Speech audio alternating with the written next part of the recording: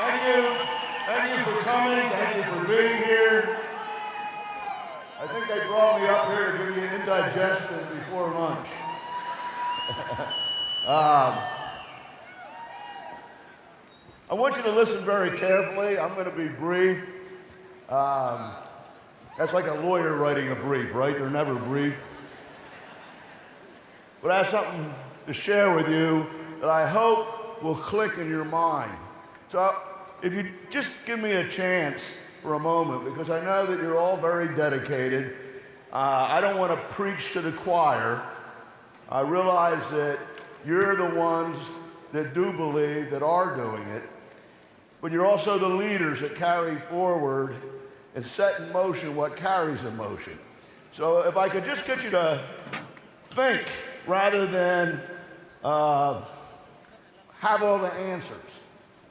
I want to tell you a story about a multi-billionaire media and real estate mogul who was a rags to riches story. And he was being interviewed on one of these national talk shows like Pierce Bronson. I think it was Larry King at the time. And they asked him how he made it. What was the break? What turned things around for him? Because like many of us, he had a struggle. And I'm not going to tell you his name because it might prejudice you. But he told the story that he inherited $25,000 and he had a dream and a plan to make a lot of money, but he needed $500,000 to $1 million, and nobody would back him and nobody would finance him. But he knew the plan would work.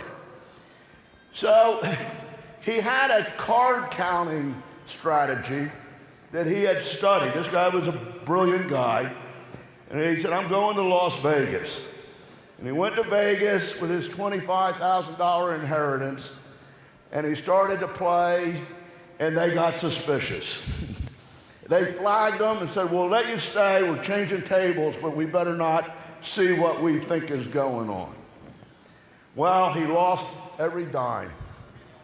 And he said, I'm going to have to go home and tell my wife and family, and my God, and I don't know what to do. I'm going to have to hitchhike. And he had to go to the bathroom quite badly. So before he hit the road, he went into the bathroom, and wouldn't you know it, it took a quarter to get in the stall. He didn't have a quarter. He went out and he started to hustle people, to beg for a quarter. One guy who just won big time didn't care, he flipped him a quarter. He went back in to the bathroom stall, and the door had been left open. So he went in and did his business. On the way out, he said, what the heck? He put the quarter in the slot machine, pulled the lever, he hit the jackpot. $250,000. He took the $250,000 and he went to the Wheel of Fortune. He hit another jackpot. He went to the crap table and put it all on the table, threw the dice, 7. He left with over $1 million. And then he gambled again and again, parlaying that on the first performance marketing company ever. And he parlayed that again on infomercials. Became one of the infomercial moguls. A media company, went into real estate. He's a multi-billionaire. So Larry said, you know, in a way, you owe all of your success to that guy who gave you that quarter. Have you ever thought about trying to find him and rewarding him? Or if he had not given you that quarter, okay, it might never have happened. You should have never thought of it and really don't care to know. But I've been looking for 10 years for the guy who left that door open.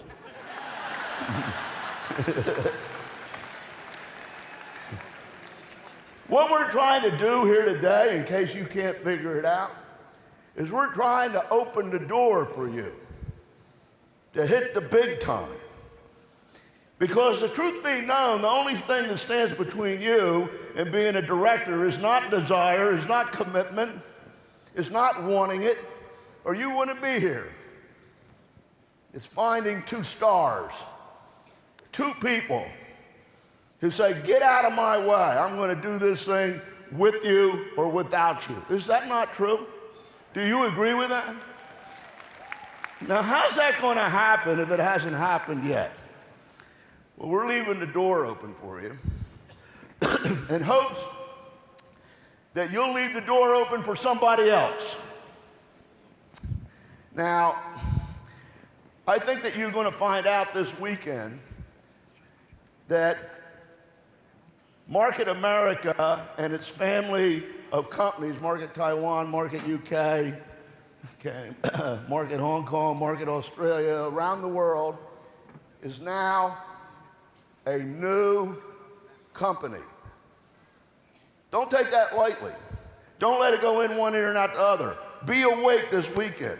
We are virtually a new company when you compare us to what we're doing after this weekend versus last year, 5 years ago, go back 10 years. We are not the same company. We're a new company. And we have a new opportunity. And if you don't get that, you wasted this weekend. This isn't the same old, same old. It's new. It's different.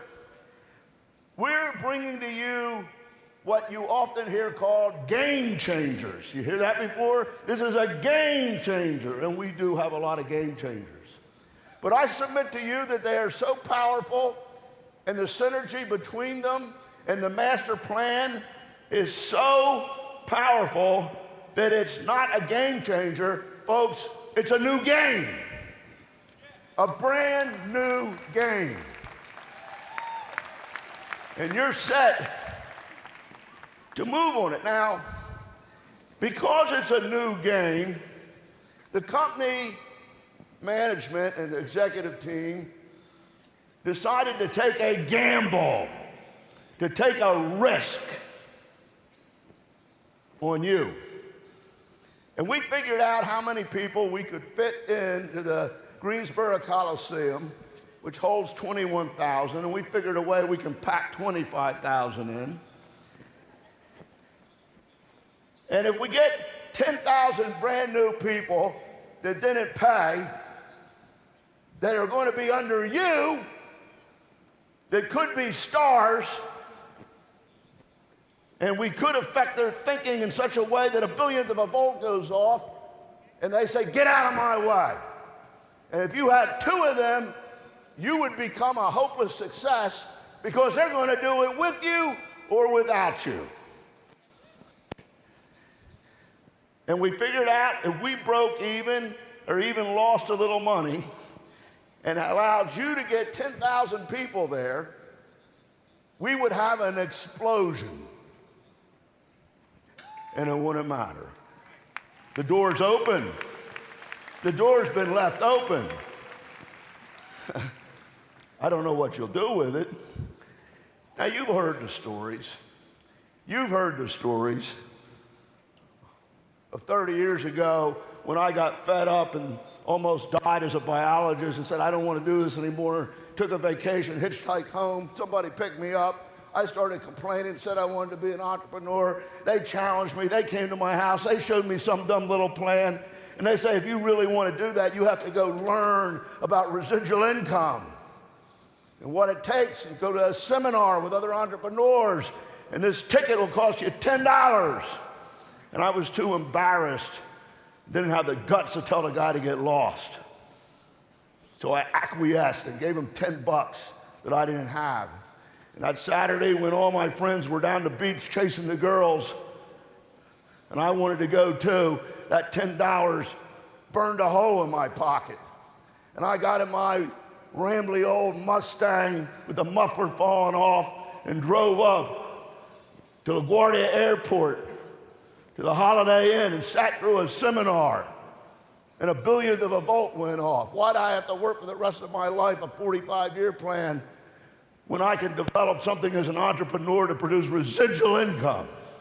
And I became enamored by it. And I went to find the biggest guy in the business, the big honcho, the big kahuna. And he sat down with me after I went through these hoops to get there, and he asked me what my goal was, and I told him what my goal was. He says, well, if you're real about that, you probably just all talk. You have to put 300 people in. And how are you going to do that wet behind the ears? I said, I don't know how I'm going to do it. I'll do it. I'll just do it. He said, then you're going to have to get 300 people to the convention because you can't convince them, and they're not going to believe you. I said, I'll do it. He said, well, that's going to take 300 tickets. And the tickets were $10 a piece. That was $3,000, which today, my friends, would be close to $15,000 to $30,000. I wrote a check. The money wasn't in the bank. I sweat through 2 pairs of underwear on the way home. Lauren asked me, why were you wearing 2 pairs of underwear? No, we carry one in the trunk. I got home. I had to get rid of them tickets. So I went and did the same thing and duplicated what the guy told me, the people that I was bringing in. And we sold 290 tickets. And at that seminar, we had 200 people. And we didn't know anything, and nobody would listen to us. But we used other people's credibility. And as a result, we set some records in that company, my first experience. And you know what? The majority of you are thinking, just to show you the way the mind works, and what happened to the other 10 tickets? We ate them. Well, you sold 290. Only 200 people showed up at the meeting? That's right. Well, what happened to the other 90? They didn't show. But what about the 200 that did? You see? And as a result, amazing things happen. You've heard the stories. You've heard the stories. Elizabeth Weber, she didn't know nothing. She'd done 10 other deals. She was a bit confused. But we got together, and she listened to me and believed me that she had to get people to the convention. First convention, 60 people. She sold 10 tickets, bought 10 tickets, didn't have the money, didn't tell Bruce, snuck it, and had 10 people there. You've heard the story. Rick Hannon couldn't speak Mandarin. He hardly can speak English. But he sold a ticket or gave a ticket to somebody because they were Chinese and they couldn't understand each other. But she bought the ticket. I was in the front of the room, 60 people, 20 years ago, Dennis. I said, someday we will even have Chinese in our business.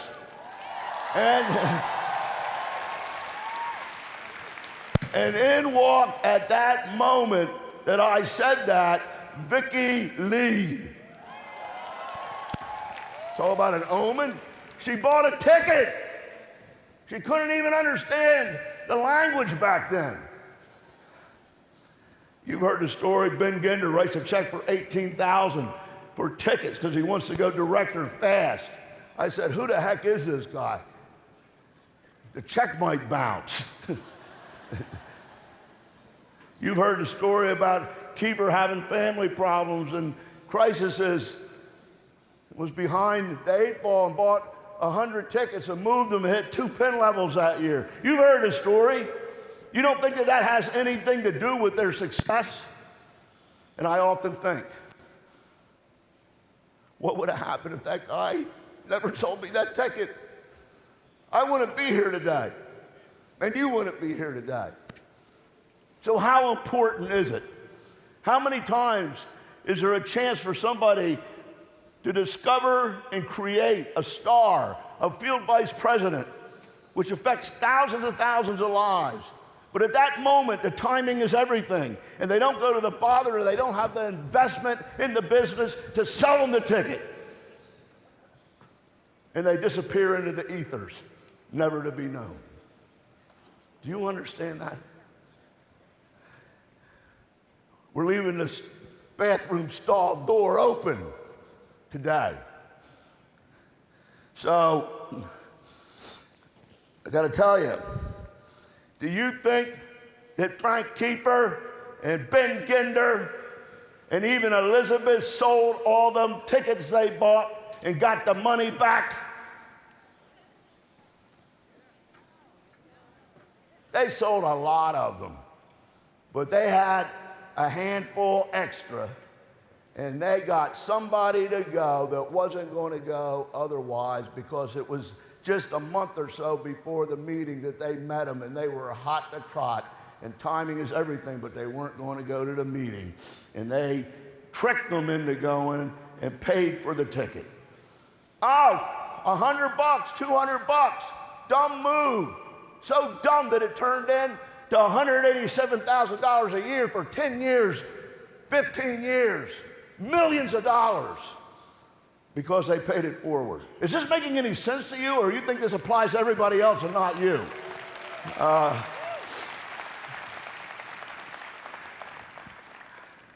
be honest with you.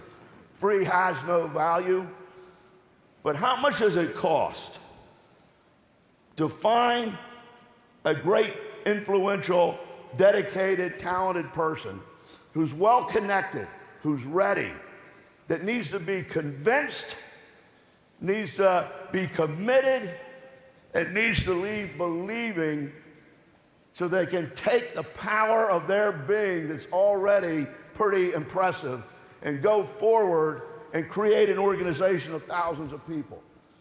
Can you do that on your own? It takes me 6 months, 3 months to get them in. The best spent money is $200 on getting a star to see the light, because then it's over. And I do it, I'm going to be honest with you. I'm always honest with you, okay? I've done it for 20 years. There's four directors and field vice presidents, 2 of each, out in this audience, and I won't tell who you are to embarrass you, because I know you're telling people, I buy my tickets, that I got here the first time on my dime, and they got wrecked, and it's never been the same. And what would have happened if they weren't there? Because timing's everything, isn't it? It was that magic moment at that time when I needed them and they needed this, but we needed to connect the dots. And that was the best advertising promotion. How much money do you spend on trying to recruit people, then get them in, then train them, then convince them? Hundreds? Thousands? One ticket, one trip, one weekend can change it all. And I leverage the credibility and brilliance of other people.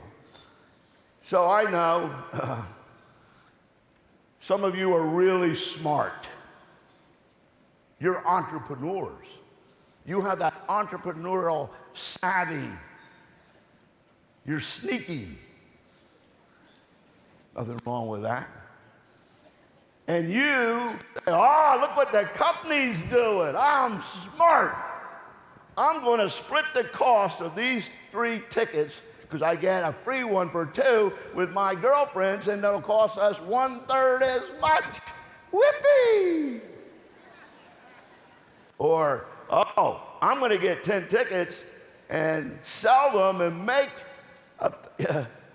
what is it, 5 times 200, $1,000. Woo!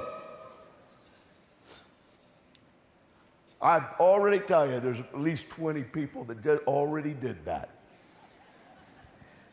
I'm going to submit to you that you're dumb, stupid.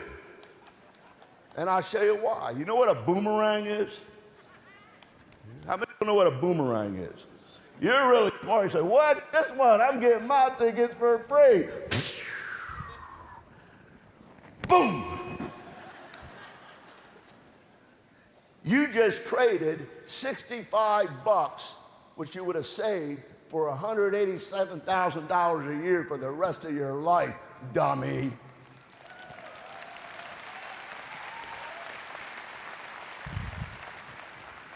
Because you could give that one ticket away, but that's not the smart thing. That one ticket, getting somebody there who's really good, that it could influence, that billionth volt goes off, that could make a difference. And if you have to give it to them, you can, but you're a shrewd player.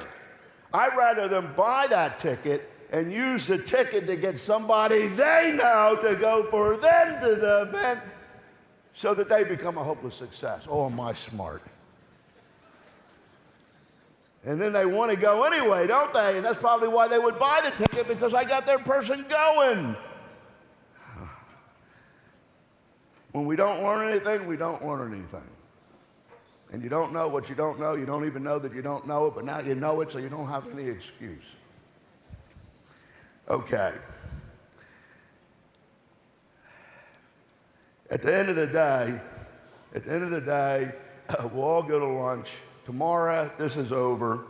I hope that you'll work smarter rather than harder and be the person who creates magic moments. We're leaving the toilet door open for you to go through and take the quarter and get somebody else to have this experience.